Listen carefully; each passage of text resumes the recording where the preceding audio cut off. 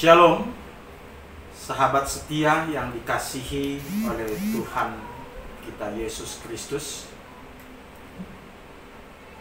Pemirsa dimanapun Anda berada saat ini, kembali kita akan mendengarkan pujian serta renungan firman Tuhan. Pujian ini mengatakan, jagalah lidahmu dan kuasailah hatimu. Kiranya melalui pujian ini, nama Tuhan senantiasa dipermuliakan. Selamat menyaksikan. Kiranya Tuhan Yesus yang baik senantiasa memberkati kehidupan kita.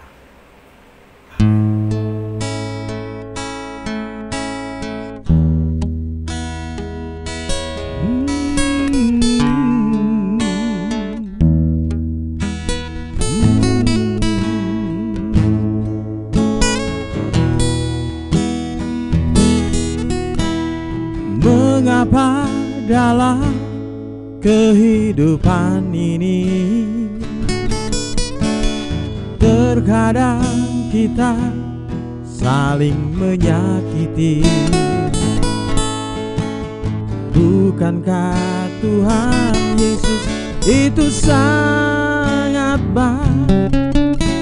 Dia berikan hidup untuk saling menghargai.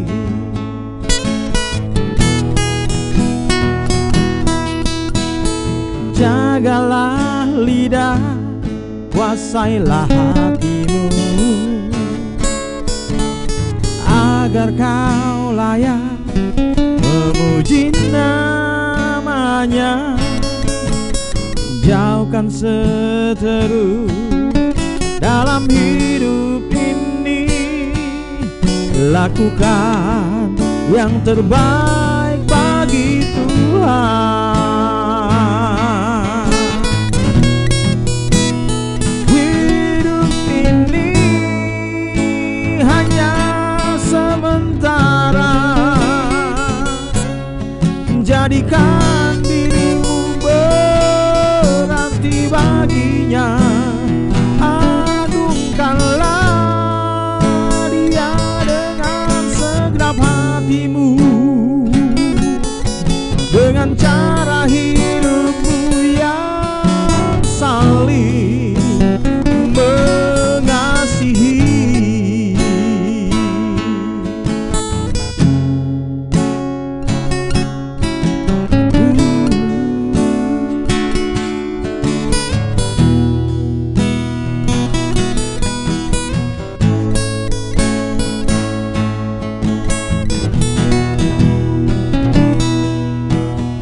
Jagalah lidah, kuasailah hatimu,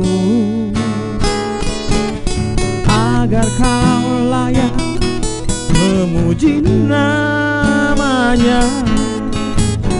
Jauhkan seteru dalam hidup ini, lakukan yang terbaik bagi Tuhan.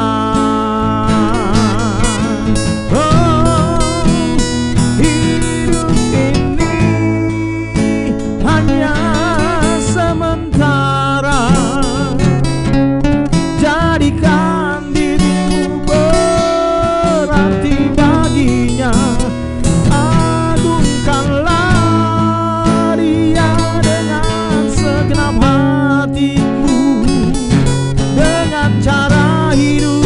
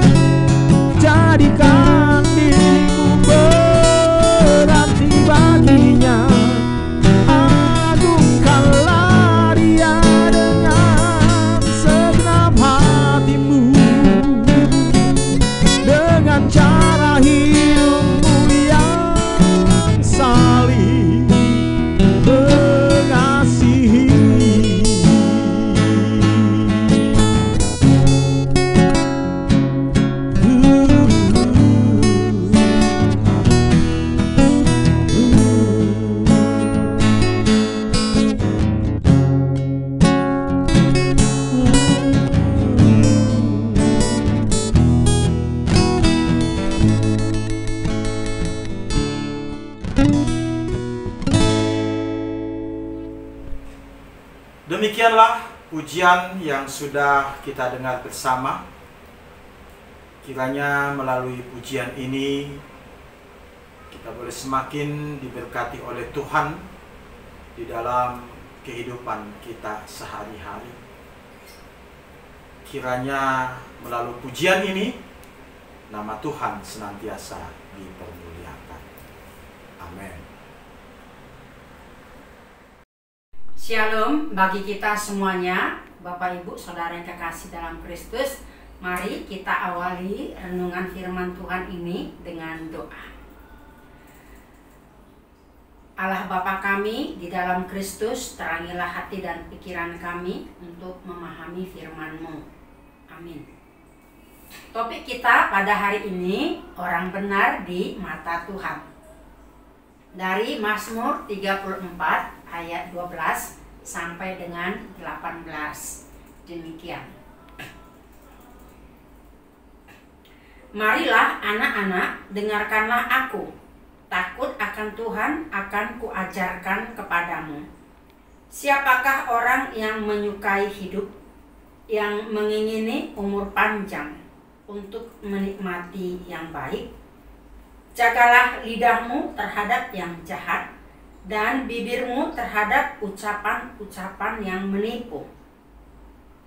Jauhilah yang jahat dan lakukanlah yang baik. Carilah perdamaian dan berusahalah mendapatkannya. Mata Tuhan tertuju kepada orang-orang benar dan telinganya kepada teriak mereka minta tolong. Wajah Tuhan menentang orang-orang yang berbuat jahat untuk melenyapkan ingatan kepada mereka dari muka bumi. Apabila orang-orang benar itu berseru-seru, maka Tuhan mendengar dan melepaskan mereka dari segala kesesakannya.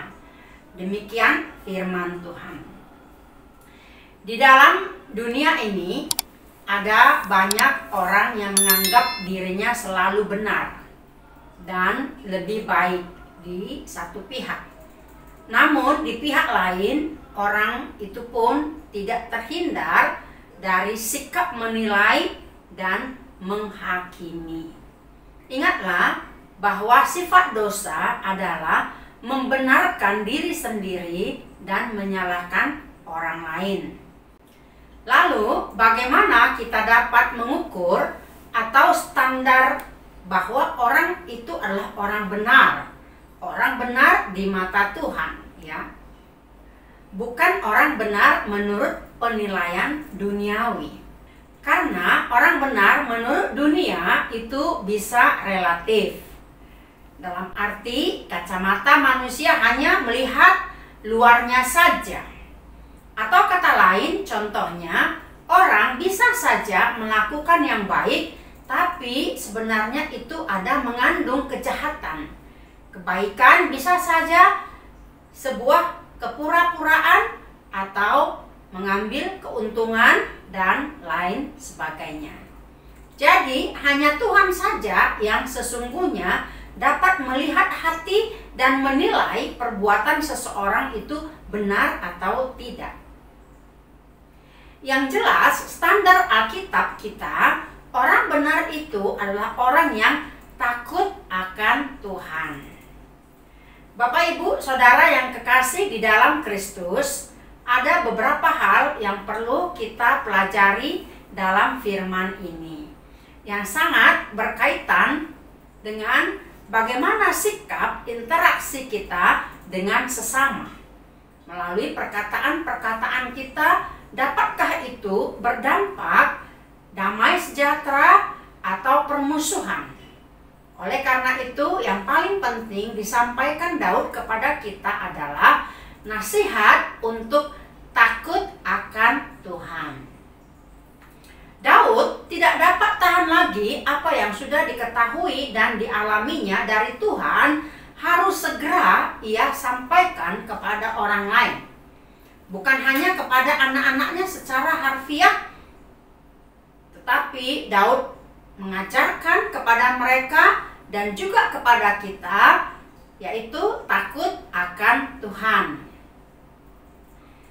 Matthew Henry mengatakan Daud adalah pemusik, negarawan, dan prajurit ternama. Namun demikian, dia tidak berkata kepada anak-anaknya, "Aku akan mengajarkan kepadamu bagaimana bermain kecapi atau memegang pedang dan tombak, atau membidik anak panah, atau aku akan mengajarkan kepadamu berbagai pernyataan mengenai kebijakan negara." Sebaliknya ia berkata, "Takut akan Tuhan akan kuajarkan kepadamu. Ini lebih baik dari semua seni dan ilmu pengetahuan, lebih baik daripada korban bakaran dan persembahan." Takut akan Tuhan berarti kata-kata dan tindakan harus sesuai dengan firman Tuhan. Untuk mendapatkan kebahagiaan dan takut akan Tuhan itu harus, yang pertama, menjaga perkataan kita. Ayat 14. Perkataan kita harus menjadi pertanda pikiran kita, dan bibir kita harus dijaga agar tidak menipu Tuhan maupun manusia, agar tidak menyakiti hati Tuhan dan sesama manusia. Nah, sekarang kita bahas dulu soal perkataan, ya. Alkitab mengatakan bahwa lidah bisa menjadi sesuatu yang memuliakan maupun mematikan. Pepatah pun mengatakan mulutmu harimaumu, atau dengan kata keren sekarang, jempolmu harimaumu. Sebagai gambaran betapa ucapan yang sembrono bisa menjadi berbahaya bagi diri kita sendiri. Faktanya, apalagi kita dari suku Batak, ya, ada istilah dalihan natol. Jadi kita harus tahu di mana posisi kita, apakah sebagai hula-hula, sebagai dongan tubuh, juga sebagai boru. Kita harus tahu bertutur kata kepada mertua laki-laki dengan menantu perempuan, antara hahadoli dengan anggi boru, juga amang bao dan inang bao, dan lain sebagainya. Pepatah Batak mengatakan jolo sineat raut asa sineat hata, jolo nidilat bibir asa didok hata. Memang lidah tak bertulang, tak sebatas kata-kata. Demikian syair lagu yang dilantunkan oleh Bruri Pesolima almarhum. Hal ini mengungkapkan bahwa berhati-hatilah berkata-kata. Boleh bercanda, tetapi jangan menyinggung atau sampai menyakitkan perasaan yang berdampak pada balas dendam. Oleh karena itu, di kampung atau di desa, bisa saja karena ucapan atau perkataan yang tidak dapat dikendalikan akan membuat perseteruan. Karena kampung itu adalah tanah adat, maka bisa saja keluarga A dan keluarga B menjadi bentrok. Demikian juga di kota, kita bisa saja berseteru antara kakak beradik dengan keluarga yang lain. Bagaimana dengan masyarakat? Sekarang media sosial sedang rame, ya, soal hoax, ujaran kebencian. Tidak sedikit tokoh dan banyak orang lain tersandung masalah atau jatuh karena tidak waspada dalam hal berkata-kata. Tentu kita tidak mau hal serupa terjadi pada diri kita sendiri, ya.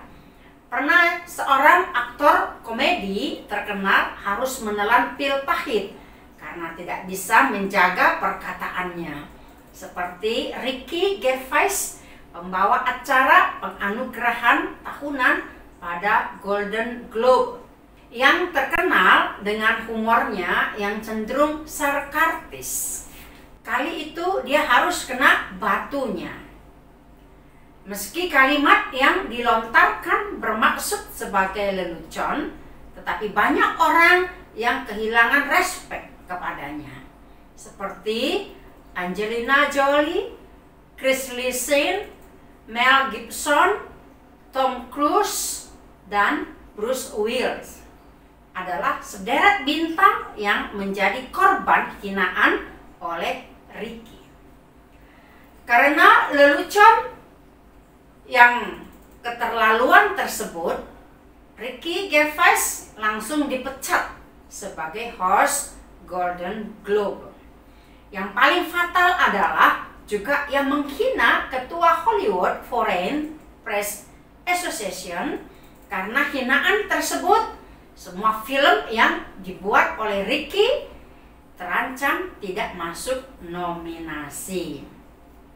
Dan masih ada artis lain, termasuk artis di Indonesia seperti pelawak Jojon, Olga Saputra, dan lain sebagainya. Luar biasa ya, memang dampak dan sebuah perkataan yang tidak dapat diterima oleh orang lain. Hari ini kita akan belajar untuk menjadi pribadi yang santun dalam berucap dan bersosialisasi. Berhati-hatilah dalam berkata-kata. Pilihlah kata-kata yang sopan. Lihat lawan bicara siapa yang sedang kita hadapi. Amsal 13 ayat 3 mengatakan, siapa menjaga mulutnya memelihara nyawanya. Kita harus banyak belajar juga dari kitab Amsal. Banyak memberikan ujangan bagi kita agar dalam hidup ini memperhatikan dan menggunakan seni komunikasi yang baik atau beautiful words, mengungkapkan kata-kata yang baik, yang manis. Lebih 150 kali dalam Amsal, bagaimana kita dapat menggunakan kalimat melalui mulut kita, bibir, dan lidah. Itulah satu kesatuan yang tak dapat dipisahkan. Seseorang yang suka bicara bisa mengucapkan kata-kata sebanyak 30.000 kata setiap hari. Jika kita melontarkan kata-kata yang baik akan membawa berkat. Tetapi jika tidak akan berdampak bahaya pertengkaran dan kesukaran ataupun malapetaka. Dapat kita baca dalam Amsal 13 ayat 3, 15 ayat 4, 18 ayat 21 dan 21 ayat 23. Seperti pecahan periuk bersalutkan perak, demikianlah bibir manis dengan hati yang jahat. Lidah dusta membenci korbannya, dan mulut licin mendatangkan kehancuran.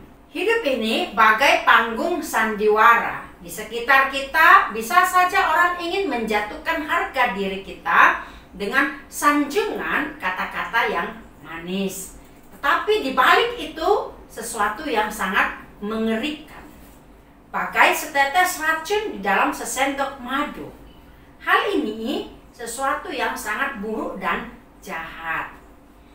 Yakobus 3 ayat 5 sampai 6 dan 9 sampai 12 mengatakan, betapa kecilnya api, ia dapat membakar hutan yang besar. Lidah pun adalah api. Orang yang bocor mulut dapat menimbulkan gosip atau fitnah. Itu harus kita hindari. Akan tetapi seharusnya kita belajar mengungkapkan yang baik seperti lidah seorang murid. Kita bisa baca dalam Yesaya 50 ayat 4. Pernahkah kita berdoa seperti Daud dalam Mazmur 141 ayat 3? Mengatakan, awasilah mulutku ya Tuhan, berjagalah pada pintu bibirku. Juga Salomo katakan dalam Amsal 25 ayat 11, perkataan yang diucapkan tepat pada waktunya adalah seperti buah apel emas di pinggan perak. Artinya, kata-kata yang tepat itu sangat berharga sehingga harus kita perhatikan. Di sini kita perlu mengingat kata apples.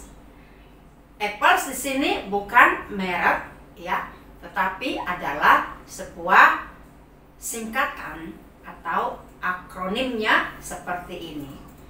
E-nya appropriate, yaitu tepat. P-nya pleasant atau menyenangkan. Kemudian P-nya lagi adalah pure atau tulus. L-nya lovely atau kebaikan. I-nya adalah encouraging, memberi semangat. Dan S-nya adalah soft, yaitu kelemah lembutan. Jadi kita harus mengingat beautiful words itu apples. Harus kita sampaikan kepada suami kita atau istri kita, terutama kepada anak-anak kita, juga kepada tetangga kita, kepada atasan atau bawahan kita, atau kepada siapapun. Kita harus mengucapkan kata-kata apples. Maka jagalah hatimu, buanglah kemarahan dan kebencian. Hati-hati dengan kata-kata manis yang menghanyutkan dan membahayakan kita dalam pergaulan hidup ini ya. Seperti bahasa Batak mengatakan, risi-risi hatani jolma, lamot-lamot hatani bego. Jadi harus hati-hati dengan kalimat-kalimat yang dilontarkan oleh seseorang kepada kita. Maka waspadailah perkataanmu membawa berkat atau perseteruan. Bapak Ibu Saudara yang kekasih, jadi kita ingin menikmati hidup dan mendapatkan umur panjang, maka marilah kita mengungkapkan perkataan-perkataan yang baik dan benar. Mari kita kendalikan perkataan kita. Dalam ayat 13-15, Daud mengatakan, setiap orang yang menyukai hidup, mengingini umur panjang dan ingin menikmati yang baik, maka ia harus menjaga lidahnya terhadap yang jahat dan bibirnya terhadap ucapan-ucapan yang menipu, menjauhi yang jahat dan melakukan yang baik, serta mencari perdamaian dan berusaha mendapatkannya. Jadi dunia sekitar kita dipenuhi kejahatan ataukah kebaikan, bencana ataukah berkat, peperangan ataukah perdamaian, sangat ditentukan oleh ucapan atau perkataan orang-orang yang ada di dunia ini. Mungkin kita tidak pernah menyangka bahwa perkataan memiliki pengaruh yang sangat kuat terhadap kesejahteraan dan perdamaian dunia. Tapi itulah kenyataannya. Ayo, mari kita mulai sekarang belajar untuk memikirkan dampak positif dan negatif dari setiap perkataan yang akan kita ucapkan. Jangan asal bicara atau asbun, asal bunyi, tapi pikirkanlah apakah setiap bunyi perkataan yang akan diucapkan memiliki makna yang mendatangkan berkat dan damai bagi orang lain, ataukah menyakiti dan merugikan orang lain. Buatlah dunia sekitar kita menjadi lebih damai dan lebih nyaman untuk dihuni. Perangilah kejahatan dan kembangkanlah kebaikan dengan belajar mengendalikan perkataan yang kita ucapkan setiap hari. Bapak Ibu Saudara yang kekasih, yang kedua yang disampaikan oleh Daud kepada kita yaitu ayat 15, menjaga perbuatan kita. Kita harus meninggalkan semua dosa kita dan menjauhi yang jahat dan lakukanlah yang baik. Leslie S. McCall dan G.A. Motyer mengatakan peraturan-peraturan pokok di dalam hidup benar dikutip kata demi kata dalam 1 Petrus 3 ayat 10 sampai 12 dan tercakup di dalam garis besar etika Kristen seperti diaturkan dalam Kolose 3 ayat 18 sampai 17. 1 Petrus 3 ayat 10 sampai 12 dikatakan, siapa yang mau mencintai hidup dan mau melihat hari-hari baik, ia harus menjaga lidahnya terhadap yang jahat dan bibirnya terhadap ucapan-ucapan yang menipu. Ia harus menjauhi yang jahat dan melakukan yang baik. Ia harus mencari perdamaian dan berusaha mendapatkannya. Sebab mata Tuhan tertuju kepada orang-orang benar dan telinganya kepada permohonan mereka yang minta tolong, dan wajah Tuhan menentang orang-orang yang berbuat jahat. Jadi mari kita menciptakan kasih dan perdamaian di tengah-tengah kehidupan kita. Bapak, Ibu, Saudara yang kekasih dalam Kristus, disinilah pemazmur mengatakan kepada kita bahwa pengalaman rohaninya bersama Tuhan, jika di dalam hidup kita memberlakukan hidup yang takut akan Tuhan, maka kebaikan-kebaikan Tuhan akan mengikuti hidup kita. Dalam ayat 16-18 dikatakan bahwa mata Tuhan tertuju kepada orang-orang benar dan telinganya kepada teriak mereka minta tolong. Wajah Tuhan menentang orang-orang yang berbuat jahat untuk melenyapkan ingatan kepada mereka dari muka bumi. Apabila orang-orang benar itu berseru-seru, maka Tuhan mendengar dan melepaskan mereka dari segala kesesakannya. Bapak, Ibu, Saudara yang kekasih, pada ayat ini pasti dan nyata ya, bahwa ketika kita memiliki prinsip hidup yakni takut akan Tuhan, maka kebaikan Tuhan tetap dapat kita rasakan walaupun di tengah penderitaan. Yang pertama, kata pemazmur, kita pasti mengalami pertolongan Tuhan tepat pada waktunya, sehingga penderitaan yang dialami tidak sampai menghancurkan atau membinasakan anak-anak Tuhan. Ayat 18 sampai 21. Yang kedua, ketika kita memiliki prinsip hidup takut akan Tuhan, maka kita akan melihat keadilan Tuhan ditegakkan di dalam kehidupan kita. Semua orang fasik akan dihukum Tuhan, tetapi orang-orang benar akan diperhatikan. Mereka atau kita akan diperhatikan Tuhan karena kita mau rendah hati, mengakui dosa, dan hanya dengan cara demikianlah kita dapat mendekati Tuhan dengan menyerukan nama Tuhan. Orang jahat akan mendapatkan balasannya. Tuhan pasti campur tangan untuk kelepasan dan memberikan keselamatan.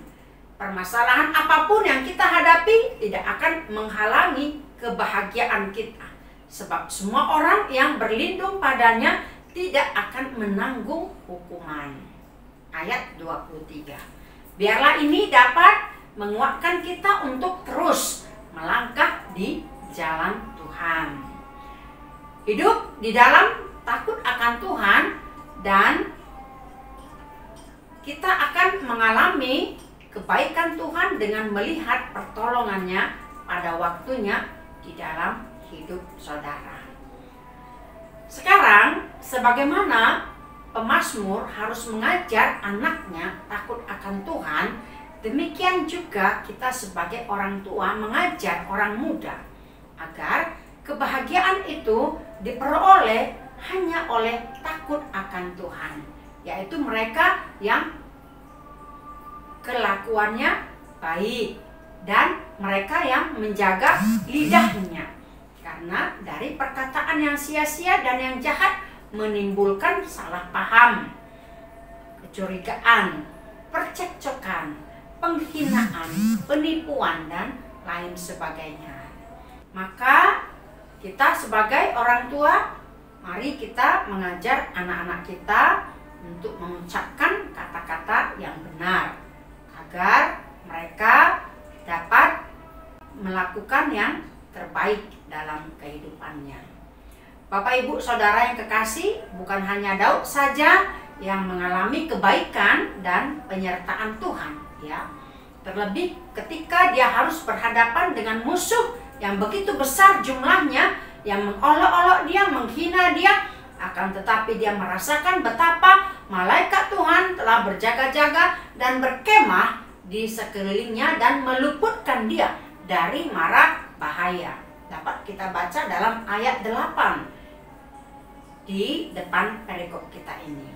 Daud merasakan betapa Tuhan telah memandu setiap langkah yang akan dilaluinya, bahkan Tuhan mendahului langkah-langkah hidupnya.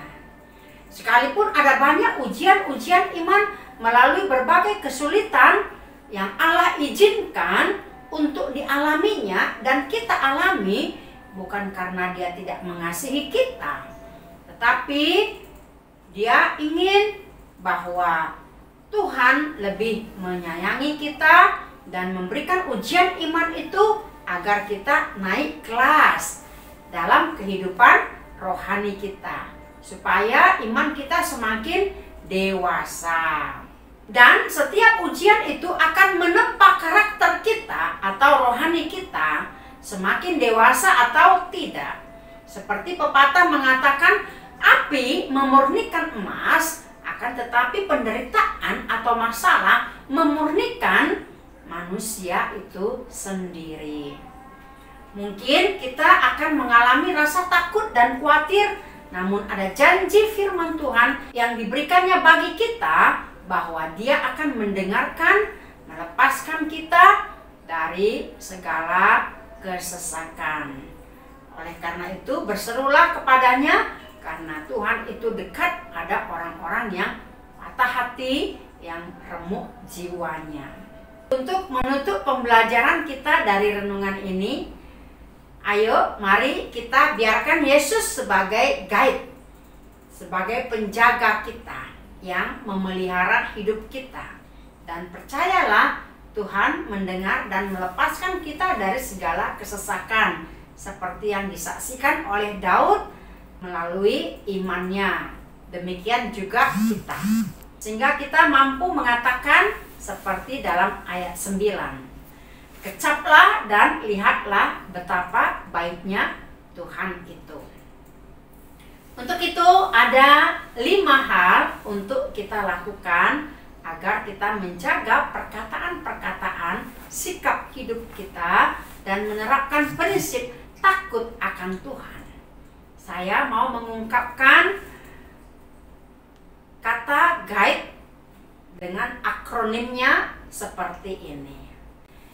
G yaitu go to the Lord. Mari kita menghadap Tuhan.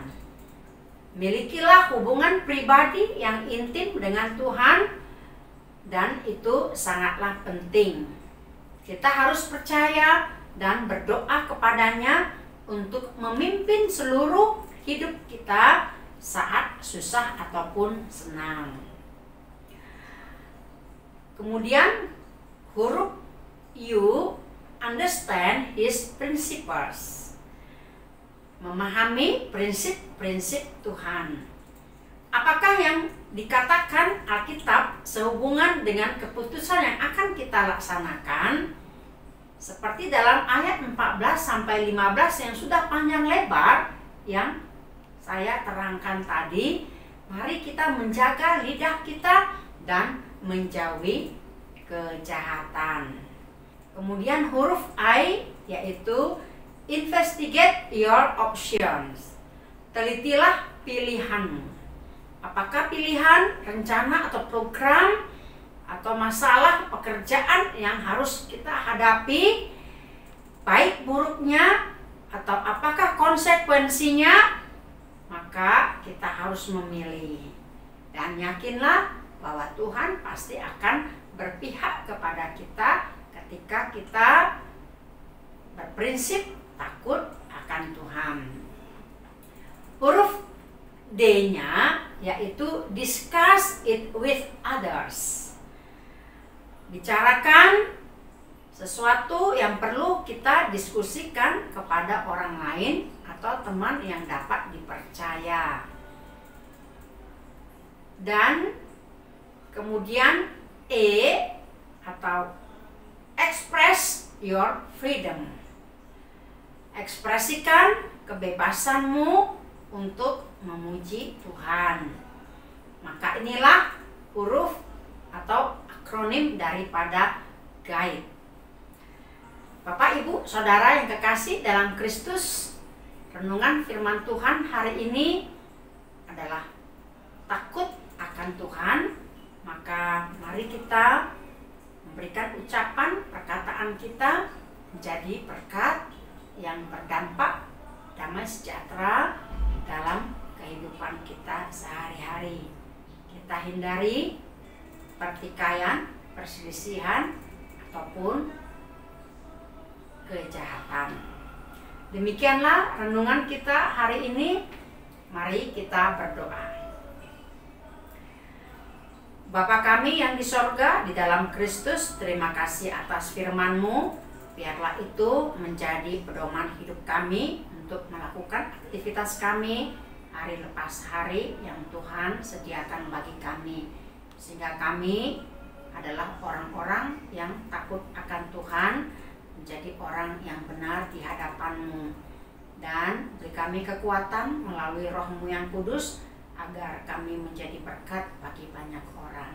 Berkati semua jemaat Tuhan yang mendengarkan firman-Mu hari ini.